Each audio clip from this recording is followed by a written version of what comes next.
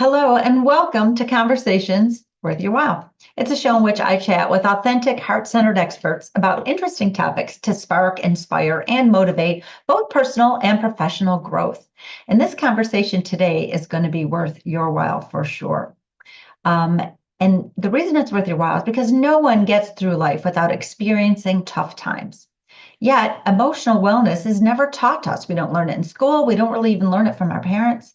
And so we don't have effective coping mechanisms to help us get through those tough times. But today's episode is going to be great. You're going to discover the things that you can do right now to help yourself feel better now and for the rest of your life. So stay tuned. I'm Linda Bucher, and I have the best job in the world because I help people to get unstuck. It's my superpower. And I love empowering like high potential, multi-passionate people to find their superpowers to get to that next level and to get the most out of life, because that is what you're here for. I wasn't always like this. I lived like a chameleon and a victim for like 45 years of my life. It sucked. But finally, I discovered who I am. I connected with my passion and my purpose, and I reinvented my life to align with my true self. And you get to do that too. Okay. So if you would like to learn how to do that, you can buy my website, lindabucher.com. You can schedule a little chat with me. We can talk a little bit about it. So, and there's actually a little free quiz you can take too on my website. So head on over to lindabucher.com. But back to today's show. Today's show is called Tools for Tough Times. And today I have the pleasure of being joined by Nancy Weil of the Laugh Academy.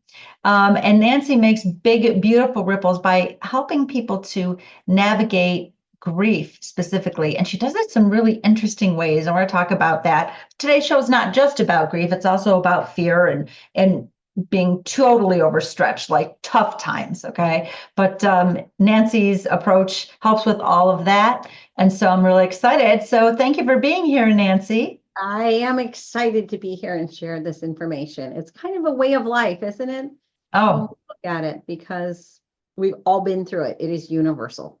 it is universal. Yeah. Can you just tell us in a sentence, just maybe a little bit more about what you do and who you do it for? Absolutely. So I guess I'm a multi-potentialite. I do a lot of things. We'll talk about some of it, which is I have run grief support programs for 17 years now. And right now, my grief support group is actually on Zoom. And I meet with people virtually all over the country that get together in order to help support one another through their grief and their loss. I work in the funeral service area. I have worked at cemeteries. I have worked at funeral homes. I'm working for an association currently for funeral homes. And so that part of life has really been my passion. And it's the part that we all experience, but we don't like to talk about. We don't Right. want to talk about death. We don't want to say that word. We don't want to think about the fact of mortality or those that we love, but it is universal. And having been in that area and seeing the tough times people go through and watching as they heal and create what I call their next chapter is amazing. Mm. Beautiful. Yes, I know. You and I go way back. Oh, Yeah, and I remember I've even done some speaking for one of your groups before, yeah. a long time ago. I don't know, like maybe 15 years ago. It's been too long, but then you moved away. Anyway, back to today. Okay, so tools for tough times. All right, so let's just start talking about basically when we say tough times. Here's what we mean. We mean in times of grief. I just lost my mom 2 months ago, and we didn't really expect her to go, but she was fighting cancer for a very long time. And she gave it her best fight until she was all done. And a lot of stuff comes on top of grief. The tough times, the overwhelm, even afterwards, after you lose somebody, and there's all this stuff to do, as if we're not already walking around using the word overwhelm, although I know you have a little something to say about that. And we're already stressed out, the stress of even the illness leading up into her death. And so sometimes it's just the tough times are even that the stress of leading up into something that's difficult, the fear of the loss. Like, what if what if I lose my mom? What if, the fears of scarcity when there's not enough, abundance in our life, when we're afraid if we're not going to be able to pay our bills. The fear of losing important relationships. The fear of losing a job. Like there's tough times covers a wide arena, right? And really does. yeah, so I know people might not think this is true, but Nancy, you and I are going to talk today about tools that are actually universal tools that help with all of that. Right. And I know that seems like people are like, what? Don't have to learn a bunch of different things. No, really not. What we're going to share helps with tough times, regardless of how that's defined or what you're going through, in the world. Yeah. So let me start first of all by saying I am sorry about your mom. I was not aware how recent it was. Yeah. And that's hard Mhm. to let go of someone that we love. One of the things when we talk about tough times is to step back a minute and determine, is this a problem or is this an inconvenience? And oftentimes we confuse those. Our car breaks and it's like the world has ended and oh my gosh, and I have a flat tire. And no, that's an inconvenience. We can fix that easily. We can find a way through that. It's a temporary inconvenience. Mhm. When we're talking about tough times, for today's purpose, it's the things that are truly a problem. As you define that, someone we love has died, we're having a health challenge, relationship issues, just different things that can happen in our lives that are just not this easy fix. They're a little bit longer term. Right. And so the first thing is take a moment and determine what it is that you're going through, if it's a problem or an inconvenience. Right. So that's perspective. I like that. And also, I like that you said the word term, because I think thinking about how long something's going to last can help us get relief. If we think it's forever, we're like, I can't do this forever, but can I do this for another couple weeks or another couple months? Usually we say, okay, yes, I can. Like maybe, you're in a job that totally is pissing you off and stressing you out, right? And you're just like, okay, how long can I do this? Well, I could do another month, right? So, like term is also another thing to help put in perspective. So that's a really good point. Let's talk a little bit about how we feel, because when we're going through these tough times, we feel very disempowered. That's the thing. We naturally feel like a victim of some type. And we're just kind of surviving through this challenge and just trying to get through it. But we usually don't, we feel like it's all out of our power. And that's not always true, but it feels like that, doesn't It it? does. We go into victim mode very easily. Why did this happen to me? Mm-hmm. And we could do a whole other session on the inner child, but oftentimes that's coming out of that inner child. This is not fair, right? We throw little tantrums. This isn't fair. Or how come this happened? It should be better than this. It should be different than this. And so we really do slip easily into this has happened to me. Now, in some cases, there is some validity in that. In your mother's case, you could not save her from cancer. There wasn't a doctor that could. There was nothing you could do. And that is a really powerless feeling that someone that you love, you can support, you can love, but you can't heal. And that can feel very much like there's something more I should be able to do. And we search for it. We try to find solution. What I find is when we're going through a tough time, if we can take any kind of action, it starts to put us back into our power. So in your case, when you talked about kind of that soul-sucking job, well, can we put together a resume and start looking at jobs? Can we start to maybe join an organization where we can network? Is there something else we can do to start to feel like, actually, I do have some power or control in this situation? So in the case of grief, what can I do? Well, I couldn't save her, right? I can't. Can I join a grief support group? Can I gather with others who understand? Can I find a coach or a therapist? What can I do? And I think that's a really important question to ask yourself when you're going through a tough time. What can I do? Yes, absolutely. Action absolutely moves us into our power, because when you said, and I actually have a whole thing on my website called Power Shift, Turning Circumstance into Strength. It's a do-it-yourself 3 little videos and a workbook. And it helps people actually navigate from victim to hero all by themselves through this thing. And it's because it's a journey I've taken myself many, many years ago. And it's relevant because of the sentence you said, that a victim's perspective is this happened to me.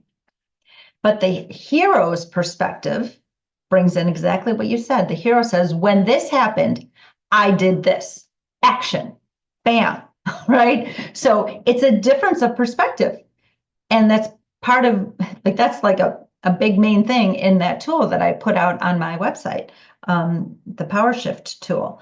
And it's huge because we're never really victims if we even think about, well, what did I do? And then, or what can I do? Right. So yes, like, going back to the loss of my mom, I was powerless to fix her. Right.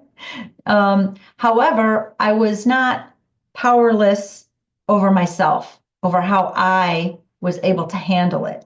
So the tools that you and I are going to be sharing are the tools that will bring us into our power, because even if there's nothing we can do for someone else, there's definitely things we can do for ourselves. Absolutely. Yeah. And people don't know it. They're not aware. They think they just have to white knuckle and make it through. And I have found that as they start to learn tools for coping, it's amazing what starts to happen, how as they transform and go, actually, I can do this right now, and start to feel better. Right. So let's trade tools for coping. So what's one of your favorite tools that people can use when they're going through tough times? Well, the most unusual one I'm going to tell you, which is where my expertise is laughter. Laugh. When we feel like laughing the least is when we need to the most. I want to tell you why. And I'm not talking about humor. I'm talking about laughing. Whether it's a forced laughter like that or an authentic laughter, we will boost our immune system. We will reduce our stress. We will have reduction in certain pain within our body. We will breathe deeper. The list of why they say laughter is the best medicine goes on and on. But for the purposes of tough times, when we laugh, it does a few things beyond that. And I think the most important thing it does, and nobody thinks about this, is it anchors us in the present moment of now. When we're going through a tough time, we're looking back in regret, and we're looking forward in fear. We rarely look in the future and see rainbows and unicorns when we're in that tough time. We just don't see it. And so the only place we can get any relief is right now, being right here, right now. And when we are laughing, it puts us here. And that's something we don't talk about very often. And so present moment, using laughter in that tough time really can be a very healthy tool. That's fantastic. Oh my gosh. Like, yes, I get the whole laughter reduces the stress hormones flowing through your body. It makes you breathe more deeply. It's a physical release. Like, I get all that. But what an amazing point you just made, that it anchors us in the present moment, because you're absolutely right. That is the only place we can get relief. That's the only place. That's huge. Let's talk about some other places where we can be in the present moment. And I used to be involved with a drum circle for people who were grieving. So music, drumming, dancing, just put on music and dance around the house like nobody's looking, just dance. And it brings you again into this moment now. Right. Whatever that is that brings you into that space really can help us, because then we can walk in nature. I know you're a big proponent of that. Walking out in nature, listening to the birds singing, looking at the trees, really immersing yourself, not on the phone, not distracted, actually being out there, breathing the fresh air. These things can help us to cope. Yes. So, all right. I love those. And everything we say, kind of, it all works together, right? And it's really, it's individual for each of us too, right? Like you said, I love to walk in nature, but if I'm walking in nature and I'm all in my head and my what if the future sucks thoughts, then that walk in nature is not a tonic because I'm not in the present moment. Right. So being present when you're in nature, some of the things you can do is you can just start listing even out loud every color you see, light green, dark green, brown, orange, yellow, like things will bring you into the present moment that way. Really deep breaths. If you have to take 10 deep breaths, you got to count all 10. You will stay here versus I'm going to take 10 and then you take one and you think about something else. So really it's about thoughts, right? Getting out of your head. Okay. So one of my favorite tools is this simple. Don't believe everything you think. It's really that simple. 100%. Don't I believe use everything you that think. constantly within my support group Right. because Because of the things they say. our thoughts, we think 60,000 thoughts a day.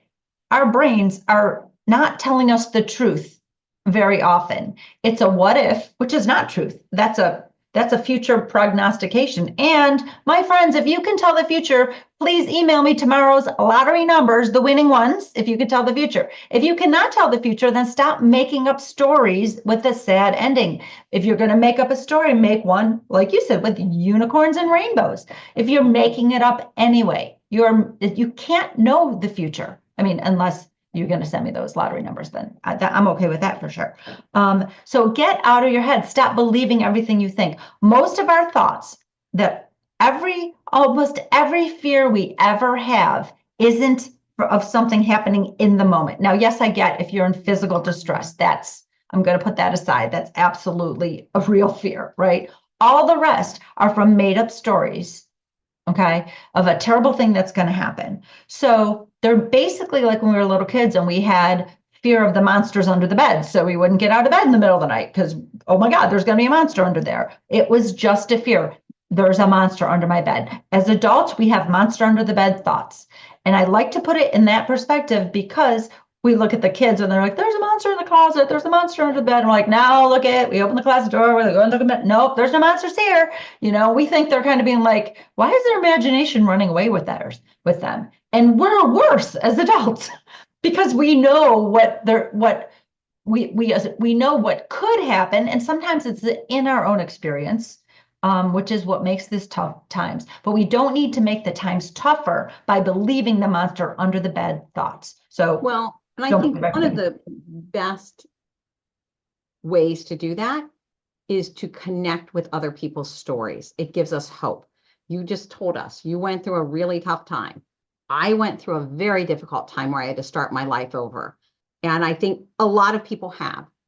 And in my support group, for instance, the grief support group, there's people who are a little bit further down the road in their loss journey, and they're providing hope because they're still here, they're still breathing, they're still living life. And I think sometimes when we're in the tough times, don't surround yourself with other people who will feed that to you. Yep, it's never going to get better. It's really hard to find a new job. Yeah, I bet this is going to turn out bad. Don't feed that. Start listening to, videos or reading books about people who have really gone through something tough and come out on the other side of it renewed they're changed. Anytime you've gone through a tough time, it will change you. Who you are will be different as you're coming through it. But that doesn't mean it's all bad. And so I think sometimes hope comes from other people. And that's why I love support groups, whatever that is you're going through. Connecting with other people really can help us to imagine a life that we cannot imagine in the darkness that we're in.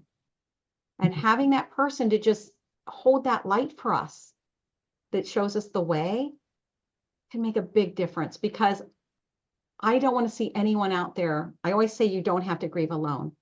You don't have to struggle alone. Connecting with the right people to help us, to sustain us, to give us hope. And I think hope is the most powerful word there is.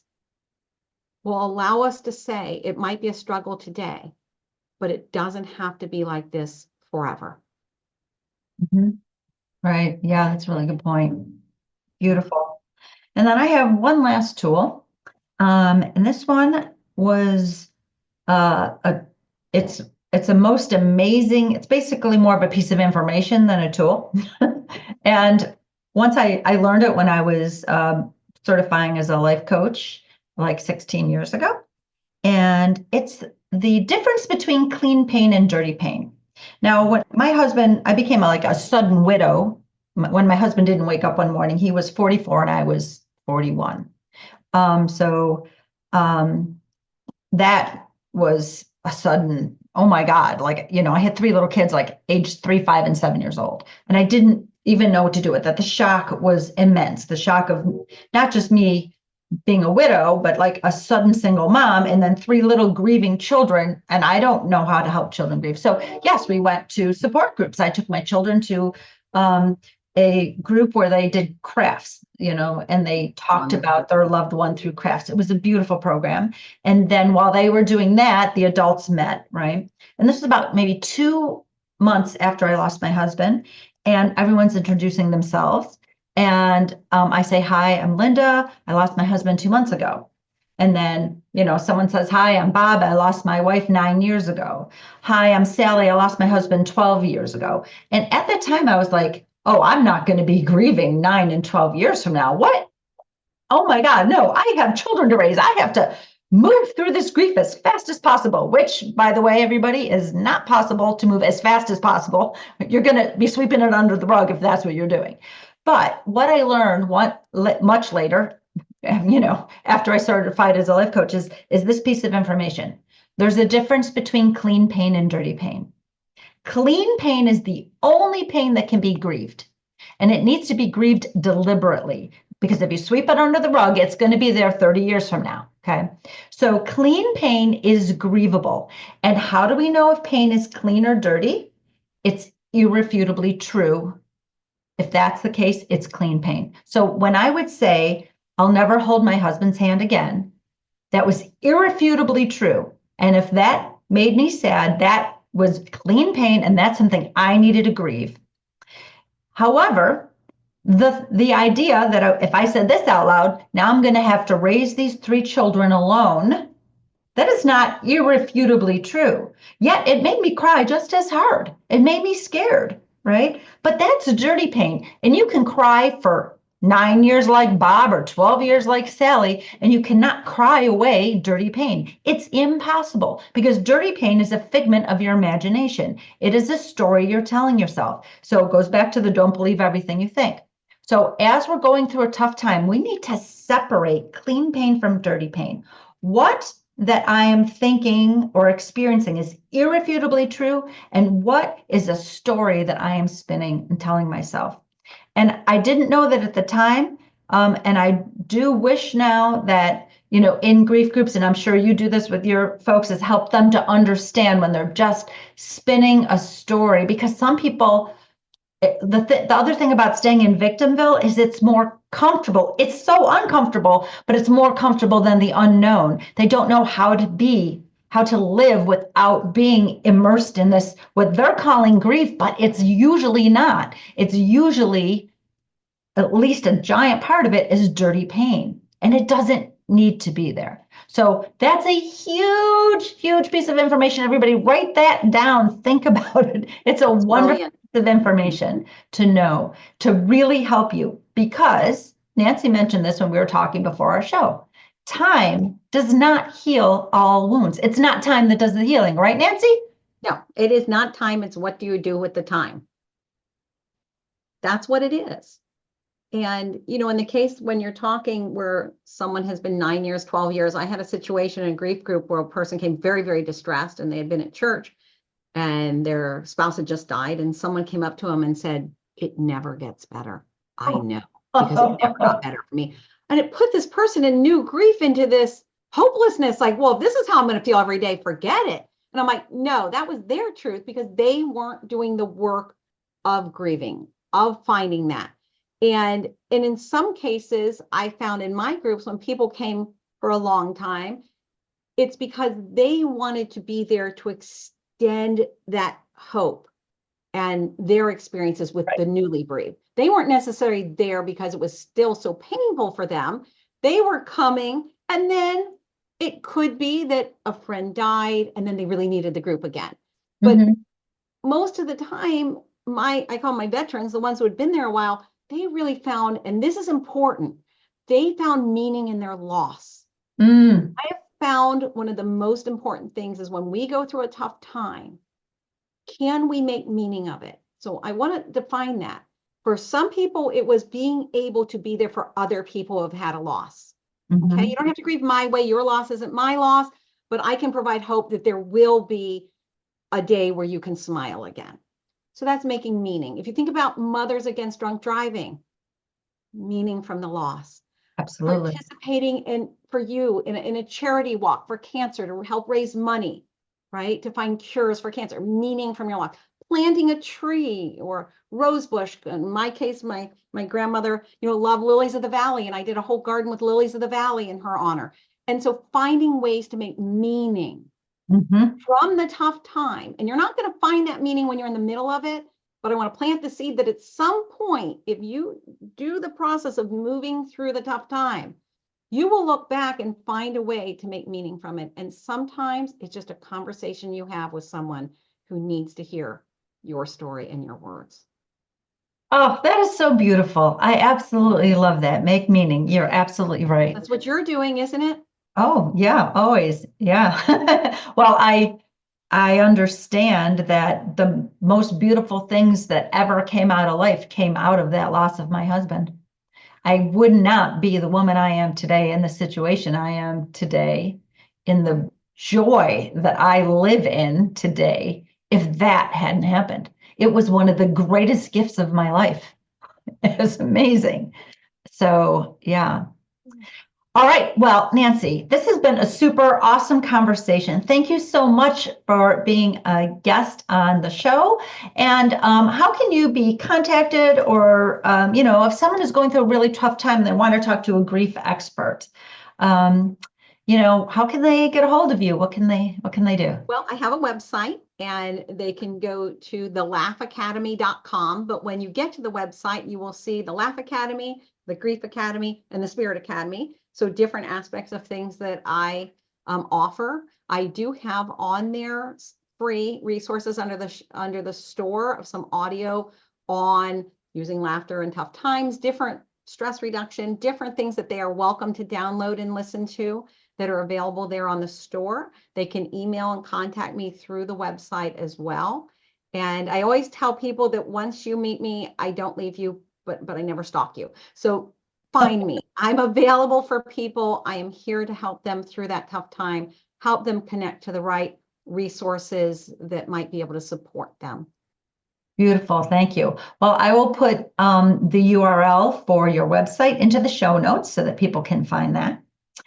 And thank you once again. This has been a wonderful conversation. And everyone, that is our show. Once again, I'm Linda Bucher. And you know what? I am on a mission to inspire and impact millions, I did say millions, of people to know their worth and share their gifts, deliberately creating big, beautiful ripples in the world. So how are we going to get to millions? Share this episode if this is meaningful to you. Or someone who will be meaningful too. Please share the episode. Please like the podcast, like the episode. That would be wonderful. And if you're ready to finally get unstuck and get to the next level and get the most out of life, you can go on my website. You can take a little quiz. You can learn a little bit more about me. That's lindabucher.com. There's something for everyone there because I am also a multi-potentialite. And they're like, what do you want? Well, it's like a menu. You choose. So, okay. And then come back next week for another great show that will help you grow. So until next time, please make this conversation worth your while by fueling the spark that it ignited.